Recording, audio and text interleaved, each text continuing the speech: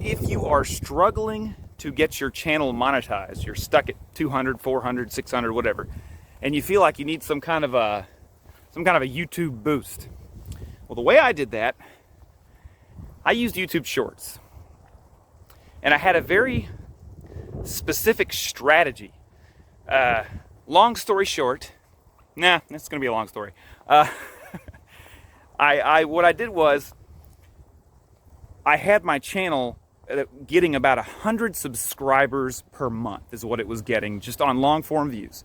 I wasn't really doing shorts. I mean, I had a few, but I wasn't putting any effort into them. So it was getting about 100 subscribers a month. I think it was around 6 months in, maybe 7 months. I can't really remember specifically. It was losing that trend fast. It was no longer getting 100 subscribers a month. It was getting more like 40, 30. It was looking bad. I was starting to get worried because I couldn't figure out. I've learned a lot more since, but at the time, I couldn't figure out why my videos were not getting the subscribers they were before. What was happening? So I used YouTube Shorts to fix this problem. What I did was I took my videos, I took the best moments of my videos, and I cut them into shorts. And I probably, one day, I just spent a whole day on it. I got like 8 shorts done in a day. And I did that again another day, and I scheduled them out. And I got a boost in subs, for sure. Well, then I noticed these shorts weren't doing as well as I wanted.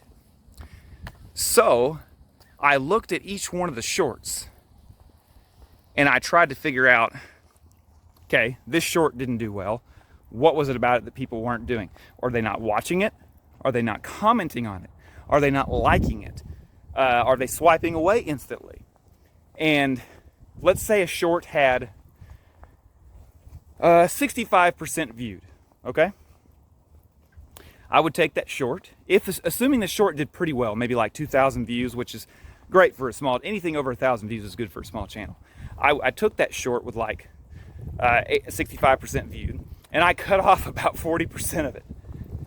Because I was like, well, if they only viewed 65% of it, now it's 100%. Now you gotta be careful how you do this. Obviously, if that stops you off in the middle of a sentence, or the short now no longer makes sense, you don't want that. But sometimes we put a bunch of extra crap in a short that's not even necessary. So I took that out. And then, when I took it out, I decided to put captions in there. And these shorts are only about 15 seconds now. Okay, and that's a key. Short shorts, I think, will boost you quicker than long shorts, and they get done quicker too. So, and I'll talk about that in a minute.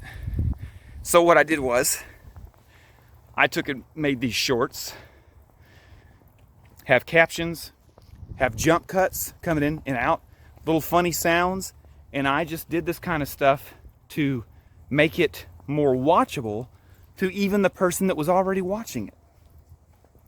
And what happened was, I had shorts that only got like 2,000 views.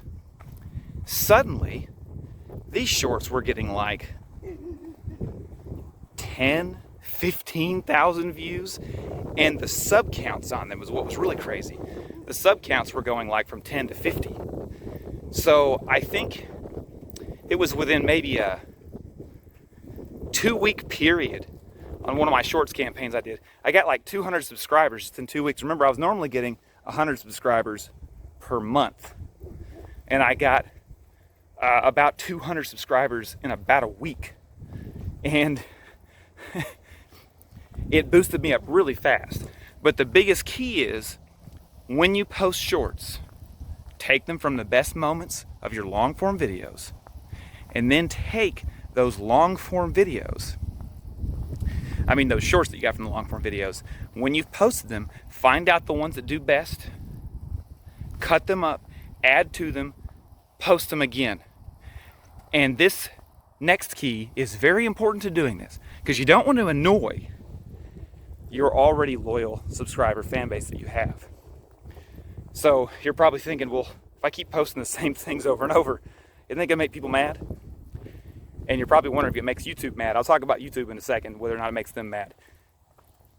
There's a button on all of your YouTube videos where you can take off the notifying your subscribers. And that means that your subscribers will not get a notification for that particular video. So anytime you're doing these shorts campaigns, as I call them, make sure that you take that button off on each one of those shorts, so they're not getting hit with the same stuff over and over and over. But even if they are, how many times have you seen the same short you already saw from somebody else posting it? Why not you? Which brings me to my next point on whether or not it makes YouTube mad.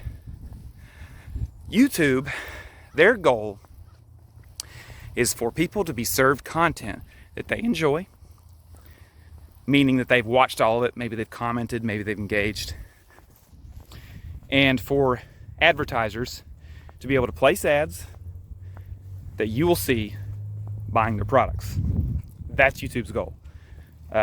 YouTube, radio, TV, the goal is never, I've worked in radio, have a degree in radio television. The goal is never like, number one, like, oh, we got to be the best music company. Usually their goal is, we have to find a way to get ads served to people that they will watch and they will buy the products. The way they do that is by being the best music company or the best, talk show or whatever. But the reason behind it is because they have to pay their workers. They have to have something sustainable. And YouTube is no different. They're not going to pump videos out that, are not helping their cause. So if other, channels can post videos and shorts and different things like that, and they can do all this in such a way that doesn't get them in trouble, which sometimes it does if people make copyright claims. My point is, this is your content. This is on your own channel. And now if you're posting to different channels, you could get copyright claimed. But if you're posting it on your own channel, YouTube is not going to be unhappy that you found stuff that works and then you posted it even better and made it work even better.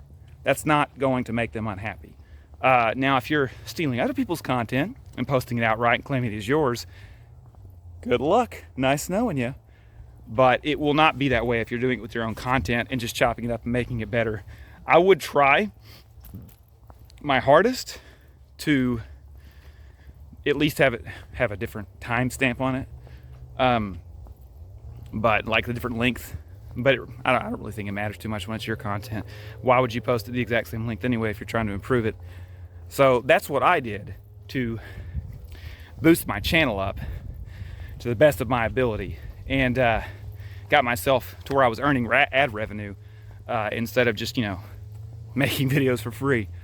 But there are things that you want to avoid and not do that can mess up your channel.